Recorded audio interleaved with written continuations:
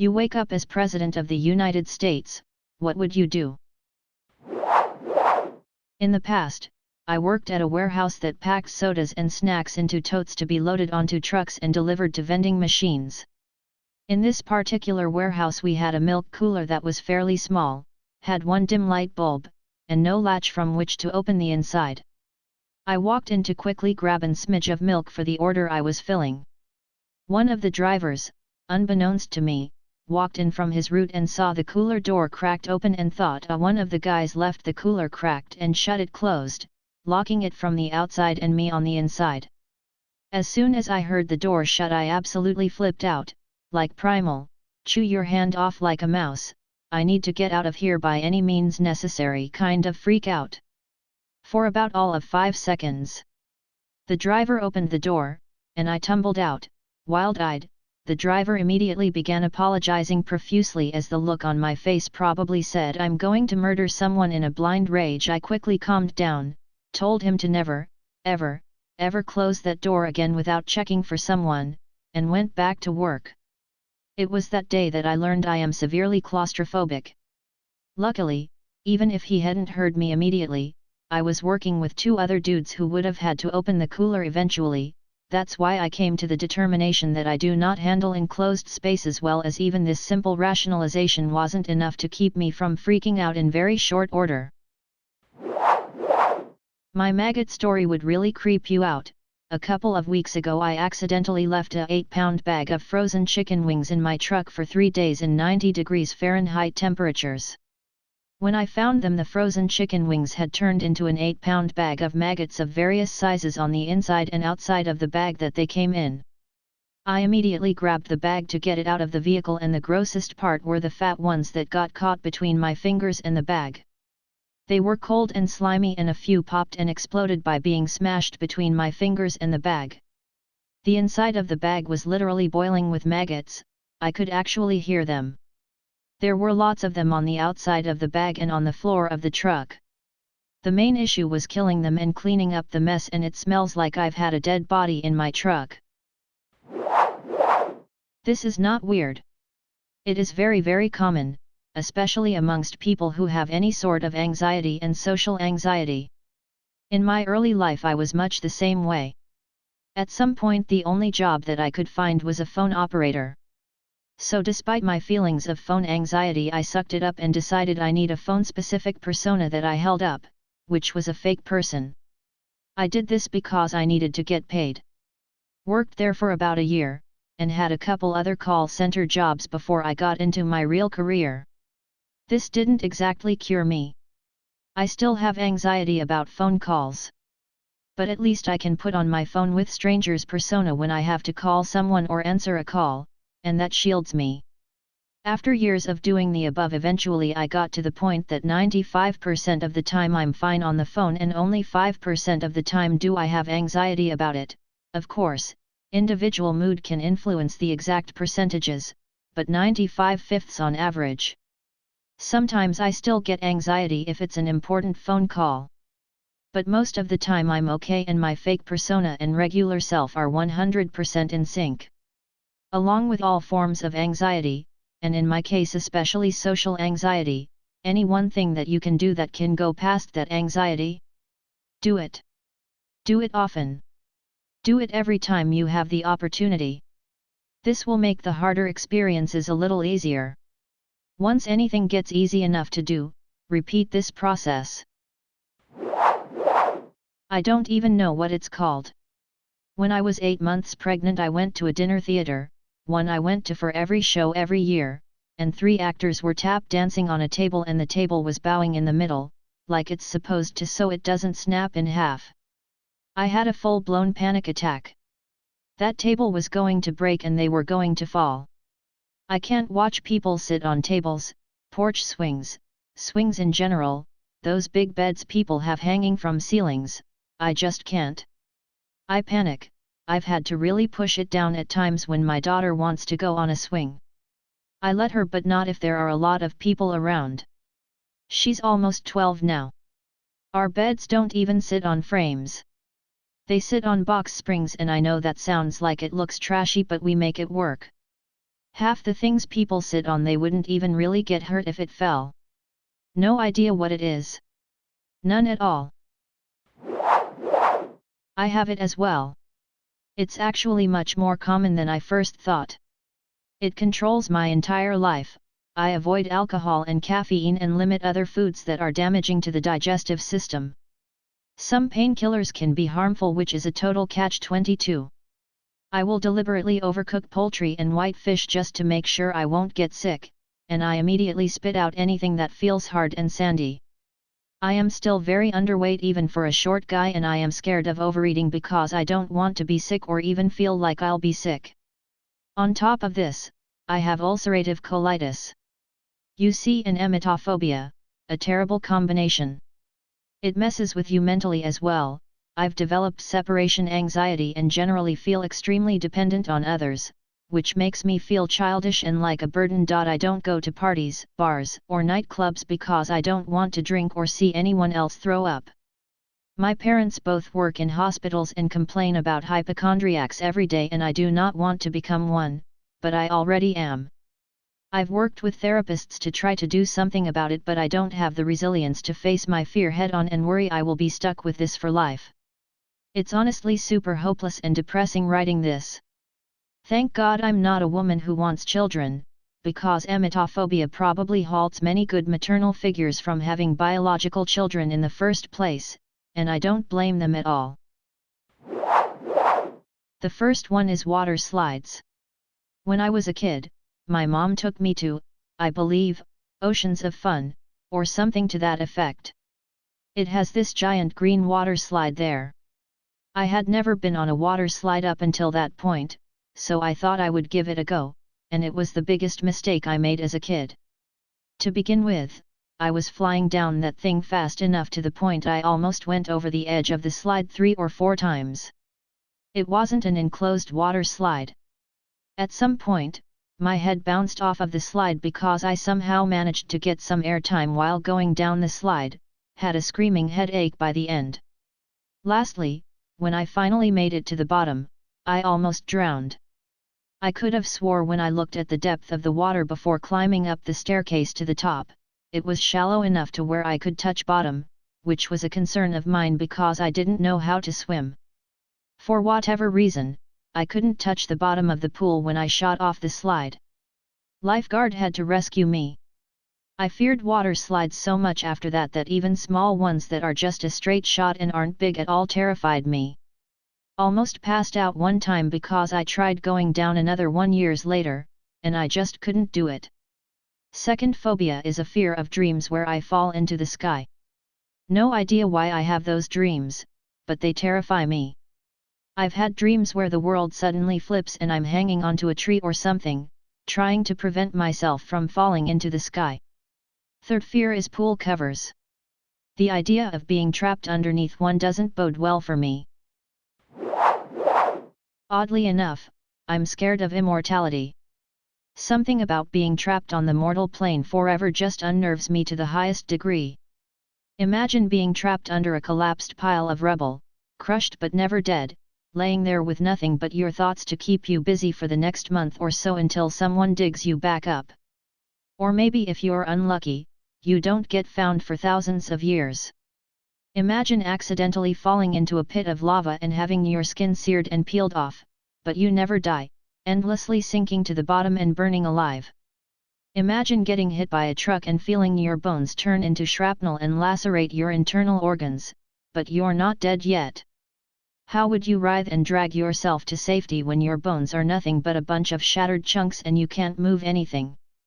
Stuff like this scares me because it's just one slip up, one mistake because I'm careless, and in I go for an unfathomably long time to suffer. A single hour of silence is unbearable to me, so I can't imagine how horrible 1,000 years of it would be, compounded with unending pain from infinite deaths. But thankfully immortality is nothing but a fantasy concept. Fear of open spaces, ESP when heights are involved.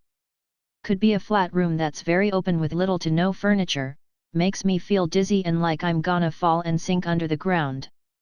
Could also be a fully furnished room in a high-ass building with large windows. If I can see too much of an open space without much occupying it, it just throws me off physically and causes me anxiety. Even high ceilings in a fully furnished room. I'll look up continuously and feel dizzy. Elementary school lunches were terrible for me. I have a fear of heights and open spaces, and separate it's terrible, but together it's a brain fuck. One time I was on a school field trip and we went on a high-ass bridge and I was crying BC I was scared of heights. My teacher's solution was to put me in a tall-ass building. The room deadest had barely any furniture. All I remember was a yoga mat on the floor flat. The windows were all glass stretching from the ceiling to the floor. All I saw was open and I felt so scared and dizzy I wanted to die. I literally sat in the middle of the room on the floor. I couldn't move. One time during recess I was on the blacktop and just kept looking at the sky. The openness of the blacktop and endless sky freaked me out so bad I kept asking the teacher when recess was over till she got annoyed with me. I felt like I was just gonna be consumed by the sky. I learned pretty recently that there is actually a name for it, compoundophobia, fear of buttons. I know, it's nuts, but ever since I can remember I've been disgusted by buttons on clothes. Apparently some people are literally afraid of them and can't be in the room with them, but they mostly just gross me out. Can't tell you why exactly. I've worn them plenty of times for work or Boy Scouts, but only with a crew neck undershirt. It's where button meets skin that most grosses me out. I generally shake it off, but I can't help seeing people wearing them as grody. A cop without an undershirt or wearing a V-neck undershirt so the fleshy part of the neck and chest shows just looks smelly, not quite the right word but maybe the closest that exists, to me. Same with a fast food worker in a work polo. Not enough to alter my behavior in any way, but it still grosses me out. The weird thing is, the grossest top I can think of is a rugby, but those don't have buttons, just the open collar. When that 70s trend of women wearing them came back in HS, it ruined more than a few crushes. I guess because they look like button polos. Being in a committed relationship. It all stems from growing up with no one attracted to me, and my school tormentors were mainly boys, who constantly judged my appearance, as well, and physically pushed me around. Even my main bully hit me in the back of the head, while the teacher was right there, but she didn't do anything. Even my mom's ex hated me, and I was constantly grounded by him for the tedious things. My older sister's ex-boyfriend said something so rude about me, that infuriated my sister to the point that she demanded that he apologized to me. I am a 30-year-old, virgin, who wants to be loved, but the constant rejection and mistreatment growing up and disdain that men give me on a daily basis, has led me to be developed a fear of being with some guy, who do find me attractive, as he will end up judging me and hurting me, as well. Here goes another one. I already wrote here about my submechanophobia, but this also consumes me every single day. I don't think there's a name for it, but this probably doesn't make sense, but my eyes and ears are tricking me, and I'm not actually where I am. Basically, I'm sitting in my bed right now writing this, but my brain goes, what if this is a trick by your senses, and you are actually sitting in the middle of the beach not holding anything, making movements with your hand, and people are looking at you weird. Basically that, and that's why I never ever go to a bathroom outside my house. If I'm going to the bathroom at the mall, my brain goes, what if you're not in the bathroom, and if you start peeing now you will actually be peeing in the middle of the floor at the food court. And then I go, yeah, I can hold it until I get home. Another fear. I am scared of mega tsunamis to hell. The thought of looking out my window and seeing a mile-tall wave consuming everything in its path and there's nothing I can do about it is just unnerving. I have a lot of phobias, but I think my weirdest one is submechanophobia. It's the fear of man-made objects submerged in water, and it's basically thalassophobia's not so well-known cousin. TBH, it's not that weird, but it's weird because it's really fucking specific. I have no problem with the ocean, and I'm obsessed with deep-sea life. Add in a rusty, old sunken ship, submerged car, or submarine, and I'll have a panic attack, and I'll drown if I'm next to it. Also it's weird because it came out of nowhere. When I was a kid, sunken cruise liners and marine disasters were more or less special interests, and I would spend hours researching different disasters, the mechanisms behind what makes a ship sink usually, and watching videos of ships sinking. And then poof! Now I can't even look at a simple sunken ship without freaking the fuck out. Another weird one I have is emetophobia, one because well, it makes me very conflicted, if you can get my drift. Also my fears for this particular phobia shows itself as anger and self-preservation. I can't hear, see, or smell someone, not even myself, getting sick IRL, or else I'll get irrationally angry. Then my flight response kicks in and I would want nothing to do with the person until I calm down, and that may range from either a few hours to weeks. I have agoraphobia and a phobia of wasps. Though I usually describe my agoraphobia as claustrophobia caused by humans. Being in a crowd stresses me out and I can't handle it. Especially if the space is limited, so it becomes cramped. I have had to leave spaces because I couldn't handle the amount of people. It doesn't help that I'm fairly short. I also have this weird fear of my home burning down, had it since I was a kid. There have never been an incident or anything, and I have no issues making a controlled fire. But as a kid I would have nightmares about our house burning down. As an adult I sometimes worries how I would save my cats in the case of fire. But again, I've never been in that situation. I don't know anyone who has been in that situation. And it still makes me anxious. In comparison, me being afraid of wasps is quite logic, considering I was chased and stung by a swarm as a kid and some years later accidentally disturbed a nest and only avoided being stung by standing completely still. Anophilophobia, aka the fear of mosquitoes. It is related to trypanophobia and trypophobia, the fear of needles and itching. I live in Arizona, so I don't normally experience swarms of bugs. On one summer vacation when I was 10, I spent 2 months in Alberta, Canada after a huge flood. There were so many mosquitoes, you could catch one easily by holding out your hand and grabbing the air. Near the end, I also had a run-in with a hornet's nest. To top it all off, when I got home I had severe sleep deprivation for about 2 weeks. This is because a neck pillow I had in my bed was leaking rice. I thought they were bugs, so spent every night trying to keep the bugs off me. Every morning I checked my bed, but by getting out I shoved most of them off the bed, so for a few weeks I went to school, did my homework, slept on the couch for an hour or two, and spent the night in agony laying in bed because I wasn't allowed to do anything else after bedtime. Eventually I lost it and could not stop wiping down my body with my hands in a paranoid search for bugs. My parents took apart my bed and found the neck pillow. Over time I have gotten better, but I can easily be triggered again if there are enough bugs/very annoying bugs around me.